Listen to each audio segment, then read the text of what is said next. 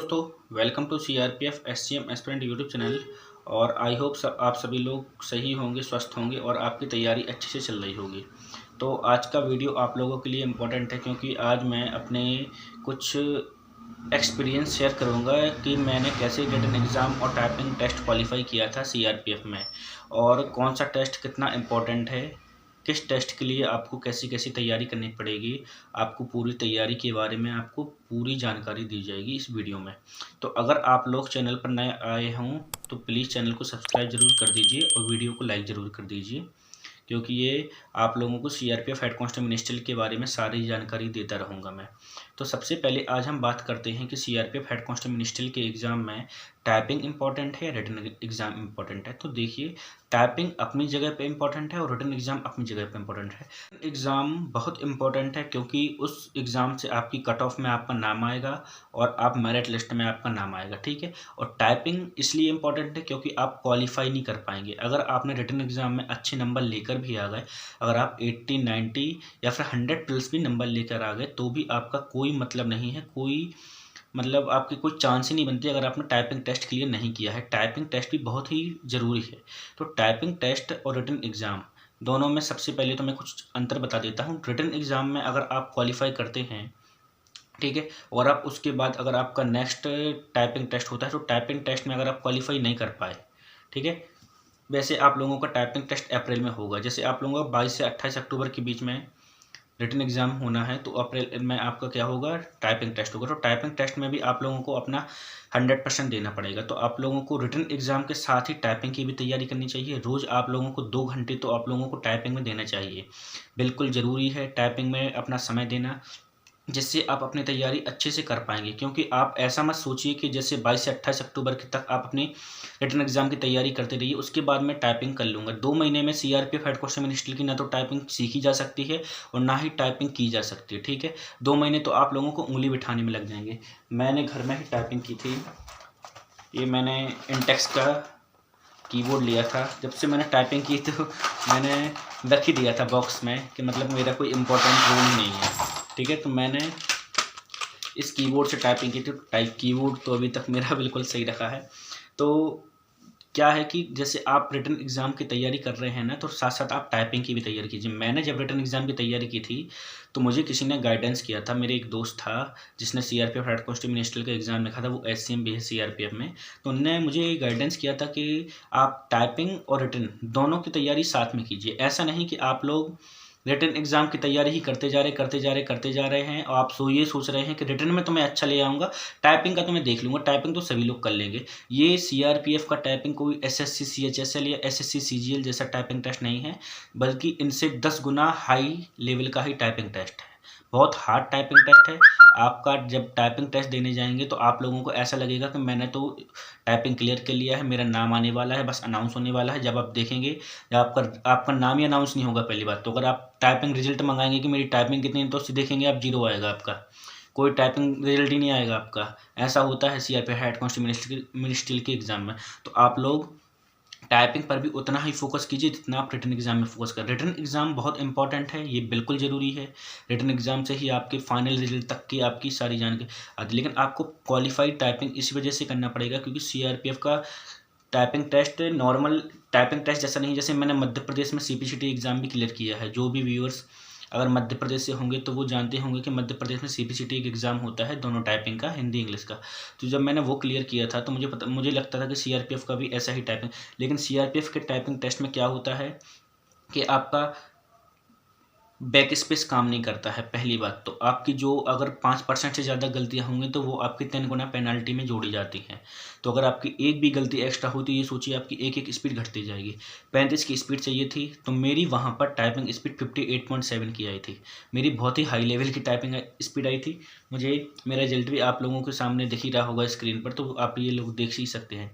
मैंने शुरुआत कैसे की थी टाइपिंग टेस्ट की? मैंने शुरुआत ऐसे की थी तो मैंने सबसे पहले तो एक कोचिंग सेंटर ज्वाइन किया था। कोचिंग सेंटर आप ज्वाइन कीजिए अगर आपके पास। मेरे पास लैपटॉप नहीं था, मैं बताऊँ आप लोगों को। तो मैंने किसी से, फिर मेरे अपने फ्रेंड से मांगा था लैपटॉप। फिर मैंने वो घर पर अपने लैपटॉप से भी तैयारी करता था। लास्ट समय पे जब मेरा टाइपिंग टेस्ट आ गया था और जब टाइपिंग सेंटर में जाता था तो मैं टाइपिंग सेंटर में भी तैयारी करता था टाइपिंग की। तो टाइपिंग सेंटर में मैं रोज़ 2 घंटे तो टाइपिंग करता था। जब लास्ट समय आ गया, जब टाइपिंग टेस्ट का 1 महीने बचा, तो मैं 1 महीने मैंने ना की होगी तो 6-6, 7-7, 8-8 घंटे भी टाइपिंग की है। अब ये आप लोगों को फेक लग रहा होगा कि ये क्या बना के बोल रहा है, 8 घंटे भी कोई टाइपिंग कर सकता है। तो भैया मैंने इतना टाइपिंग किया है। मैं सुबह चला जाता था 9 बजे, 9 बजे चला जाता, जब जैसी दुकान खुलती थी, जो टाइपिंग सेंटर खुलता था, तो मैं वहाँ पर पहुँच जाता तो मैं 1 बजे तक तो वहाँ पर टाइपिंग करता था। फिर मैं 1 बजे आ जाता घर पर, तो घर पर मैं आता था 6 बजे। 6 बजे के बाद मैं 2 घंटे, 6 बजे तक मैं टाइपिंग नहीं करता था। फिर मैं अपना जो भी ज़रूरी काम हो वो निपटा लेता। मैं टाइपिंग 6 बजे बैठता था, 6 बजे से 9 बजे तक फिर टाइपिंग करता था 1-2 घंटे। फिर मैं 12 बजे रात में फिर बैठता था, 11:30 बजे फिर बैठता था, तो 1 घंटे फिर मैं 11:30 से 12:30 भी करता था। तो मैंने कुल 8-8 घंटे टाइपिंग की एक दिन में। जब मेरा टाइपिंग टेस्ट क्लियर हुआ था, और मैं इतना कॉन्फिडेंट था कि मेरा आराम से टाइपिंग टेस्ट निकल जाएगा, मुझे कोई दिक्कत नहीं होगी। लेकिन जब मैं जैसे ही टाइपिंग सेंटर में बैठा टाइपिंग में, तो मेरा पूरा बदन कांपने लगा। मेरा इतना डर लगने लगा मुझे कि अब क्या होगा, क्योंकि ऐसा लग रहा था कि गलती, क्योंकि एक गलती हो गई है आपकी, तो आपका क्या हो, जैसे आपकी एक गलती हुई तो आपकी गलतियां होती जाएंगी, आपको वही डर लगा। क्योंकि सीआरपीएफ हेड कांस्टेबल की टाइपिंग में पेनाल्टी आपको डरा देती है। सभी लोग इतना भयभीत होते हैं, इतना डर लगता है सभी को कि क्या होगा, और वहीं पर कांप जाए तो नर्वसनेस कैसे दूर। तो मेरे एक सर थे, तो उन्होंने मुझे एक ट्रिक बताई थी, वो मैं आप लोगों के साथ शेयर करता हूँ कि जैसे आप लोगों की गलतियाँ होना स्टार्ट हो जाएं, गलतियाँ हों आप लोगों की, तो आप क्या कीजिए, जैसे आपने एक कीबोर्ड है, ठीक है, आप कीबोर्ड में टाइपिंग कर रहे हैं, आपकी गलतियाँ हों तो आप एक काम करिए, हाथ उठा लीजिए, हाथ ऊपर कर लीजिए, और ज़्यादा से ज़्यादा 2 या 3 सेकंड के लिए आप हाथ उठा, टाइपिंग सेंटर में जब आपका टाइपिंग टेस्ट चल भी रहा है, आप बिल्कुल कर रहे हैं टाइपिंग, तो आपके जैसे गलतियाँ हो रही तो आप हाथ उठा लीजिए 2 मिनट के लिए, 2 सेकंड के लिए, 2 सेकंड हाथ उठाइए, और फिर धीरे से उन्हीं उंगलियों पर आप ASDF और JKLL, वो भी जैसे भी आप लोग टाइपिंग करते हो ना, तो उन पर आप उंगली रखिए, और फिर से बिल्कुल धीरे धीरे आप टाइपिंग फिर से स्टार्ट कर दीजिए। आपका 5-10 सेकंड अगर आपका बर्बाद भी हो जाए तो कोई दिक्कत नहीं है, आपका टाइपिंग वहाँ पर अच्छा जाना चाहिए, रिजल्ट अच्छा आना चाहिए, वो इम्पोर्टेंट है। वो कहीं भी मेरा तो चलो 58.7 का स्पीड आया था, मेरा तो बहुत हाई स्पीड आया था, लेकिन कोई ज़रूरी नहीं है। टाइपिंग टेस्ट एक क्वालिफाई करने वाली चीज़ है, जिसको आप 36 भी लाइए, 35 लाइए, 35.4 लाइए, आप क्लियर हैं, आप पास हैं। आपको कोई ज़रूरत नहीं है कि आपको 90 की स्पीड लाएंगे तभी आप पास होंगे, जैसे रिटर्न में आप 90 मार्क्स लाएंगे तो आप पास हो। अरे ऐसा कुछ नहीं है, टाइपिंग में 35 ले आएंगे और पास हैं। जो आदमी 60 लाएगा उसकी भी उतनी ही, उसको वही पोस्ट मिलनी है कि उसको कोई बड़ा पोस्ट नहीं दिया जा रहा है, डायरेक्ट ASI मिनिस्टर नहीं बनाया जाएगा, ठीक है। सभी लोगों की टाइपिंग के निर्भर ही रहता है कि टाइपिंग पे अगर देखा जाए तो 35 ले आएगी तो आपका क्वालिफाई हो जाएंगे, हिंदी वाले 30 ले आएंगे तो वो क्वालिफाई हो जाएंगे, ठीक है। मैंने तो इंग्लिश में किया था, तो मैंने 58.7 का था। मैं कुछ एक्सपीरियंस शेयर कर रहा हूँ। जब मैं टाइपिंग टेस्ट देने गया, तो मैंने टाइपिंग टेस्ट में देखा, तो मेरे सेंटर में कुछ, मेरे मतलब सेंटर में तो बहुत लोग आते हैं, तो आप लोग जानते हैं टाइपिंग सेंटर में एक सेंटर में 500-500 लोग आते हैं। जब मैं डेस्कटॉप देखा था, तो मेरे सामने डेस्कटॉप लगे थे 20-25, तो कुछ 20-25 बच्चे बैठे। बाद में देखा कि मैं और एक लड़का ही सिलेक्ट हुआ है, और कोई सिलेक्ट ही नहीं हुआ पहली बात तो टाइपिंग टेस्ट एक ऐसा टाइपिंग CRP का होता है कि सभी लोग घबराए जाते हैं वहाँ पर। उसके जब टाइपिंग टेस्ट हुआ तो सभी लोग तो बोल रहे थे कि मेरा अच्छा गया, देखो क्या होता है। और कुछ सभी लोग, जो लड़कियां थी और लड़के थे, सभी लोगों को लग रहा था कि मेरा टेस्ट क्वालिफाई हो जाएगा। लेकिन बाद में पता चला कि किसी का क्वालिफाई नहीं हुआ। कि अब तक किसी की तो 0-0 स्पीड आई थी, किसी की 8 स्पीड आई, किसी की 10 आई, किसी की 20 आई, किसी की मतलब कोई पहुंच ही नहीं पाया। और मेरा बहुत हार्ड था, एक लड़का था उसका 36 का कुछ आया था। तो मतलब CRPF हेड कांस्टेबल मिनिस्ट्री के एग्जाम में तो टाइपिंग टेस्ट जब आप टेस्ट करेंगे तो आप लोगों को पता चलेगा कि कितना हड़बड़ा जाते हैं, कितना आप लोगों को डर लगता है। तो डर न पाने कोई बात नहीं है, आप अपने नर्वसनेस को बहुत अच्छे से आसानी से दूर कर सकते हैं। जैसे ही आपकी डर लगे, आपको कुछ वो लगे, तो एक अच्छी सांस लीजिए। आप टाइपिंग करते समय, मैं कोई बता नहीं, ज़्यादा से ज़्यादा 10 सेकंड आपके बर्बाद हो जाएंगे। तो 10 सेकंड बर्बाद होने से आपका कुछ नहीं जा रहा है, पहली बात तो मैं बता दूं। 10 सेकंड तो नॉर्मली ऐसे ही बर्बाद कर दें। आपका जब फेल हो रहा है आप, तो 10 सेकंड बर्बाद करने में क्या जा रहा है। तो जैसे ही आपकी गलतियाँ शुरू होने लगे, क्योंकि अगर आपकी एक गलतियाँ होंगी, ठीक है, तो आपकी गलतियाँ होती जाएंगी। शुरू में क्या करना है आपको, 5 लाइन, शुरू के 5 लाइन, जैसे आपका कोई पैसेज है, ठीक है। जैसे आपने कहा कि ये मेरा पैसेज है, ठीक है, एक ये पैसेज है, ठीक है। आपने शुरू की 5 लाइनें क्या करना है आप लोगों को, बिल्कुल स्लो करना है, बिल्कुल स्लो करना है, जैसे कि आप एक बच्चा करता है ना जब आप सीखते हैं टाइपिंग, बिल्कुल वैसे ही करना है। तो जैसे जैसे आप 5 लाइन कंप्लीट कीजिए, उसके बाद आप अपनी स्पीड बिल्डअप कीजिए और बढ़ाइए। तो फिर आपको क्या हो जाएगा कि आपको जैसे गलतियां नहीं होगी ना, आदमी के माइंड सेटअप में एक बैठ जाता है कि मेरी गलतियां हो रही, मेरी गलतियां हो रही, मेरी गलतियां हो रही, अब मैं पास नहीं हो पाऊंगा, अब मैं पास नहीं हो पाऊंगा। ऐसा कुछ ऐसा ही होता है सभी के। तो ऐसा नहीं है, जैसे आपको गलतियां हो तो आप तुरंत एक हाथ उठा लीजिए 10 सेकंड के लिए, एक सांस लीजिए और फिर धीरे से हाथ रखिए और अपनी टाइपिंग स्टार्ट करिए धीरे धीरे से, ठीक है। तो आप अपने जो अपना टेस्ट है आसानी से क्वालिफाई कर जाएंगे। आपको टाइपिंग के बारे में ये वीडियो मैं बनाया हूँ कि आपको नर्वसनेस कैसे दूर करें और आपको टाइपिंग में कितना अच्छा आप परफॉर्मेंस कर पाएँ। तो ये जानकारी मेरे हिसाब से तो मुझे लग रहा है कि सही है। अगर आप लोगों को और कुछ अगर दिक्कत आए टाइपिंग के बारे में तो प्लीज़ कमेंट ज़रूर कर देना। और रिटन एग्ज़ाम की मैं बताऊँ, रिटन एग्ज़ाम की भी तैयारी कीजिए। ऐसा नहीं है रिटन एग्ज़ाम की तैयारी मत कीजिए।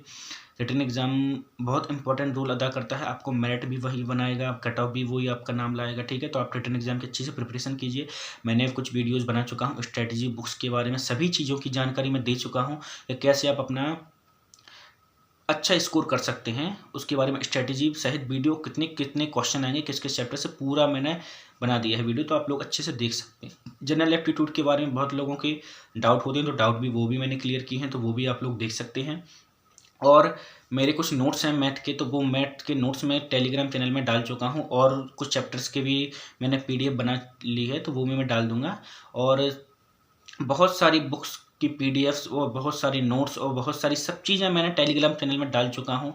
सीआरपीएफ, अरे BSF, head constable ministerial, Delhi police head constable ministerial, SSC MTS, SSC GD, SSC CHSL, CPO, सबके प्रीवियस ईयर के एग्ज़ाम, इसी साल के जितने भी टीसीएस ने एग्ज़ाम कंडक्ट करवाए हैं वो मैंने पूरे के पूरे आप लोगों को टेलीग्राम चैनल में प्रोवाइड कर दिए हैं। अगर जो भी लोग चैनल पर नए जुड़े हैं तो प्लीज़ चैनल को सब्सक्राइब जरूर कर दीजिए, वीडियो को लाइक कर दीजिए और टेलीग्राम चैनल की लिंक मैं डिस्क्रिप्शन में डाल दूंगा, तो आप लोग टेलीग्राम चैनल में जुड़ जाइए।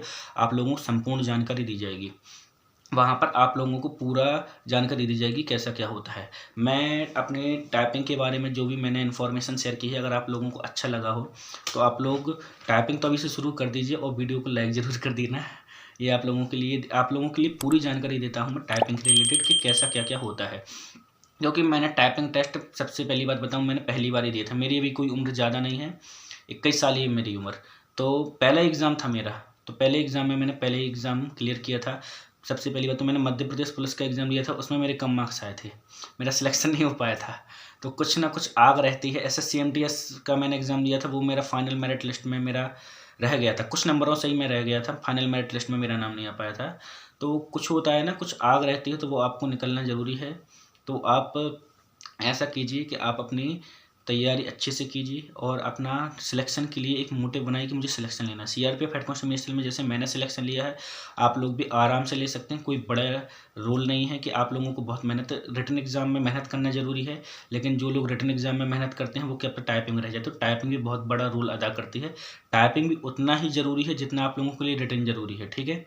तो आप लोग दोनों एग्ज़ाम की अच्छे से प्रिपरेशन कीजिए, दोनों एग्ज़ाम बहुत ज़रूरी हैं, एक दूसरे से संबंधित हैं, ठीक है। अगर आप ये क्वालिफाई नहीं करेंगे, टाइपिंग नहीं करेंगे, तो आप क्या फ़ायदा आपका रिटन में 90 नंबर भी लाने, ठीक है। तो आप दोनों एग्ज़ाम की तैयारी साथ में कीजिए, अच्छे से कीजिए और चैनल को सब्सक्राइब ज़रूर कीजिए और वीडियो को लाइक ज़रूर कीजिए। थैंक यू दोस्तों।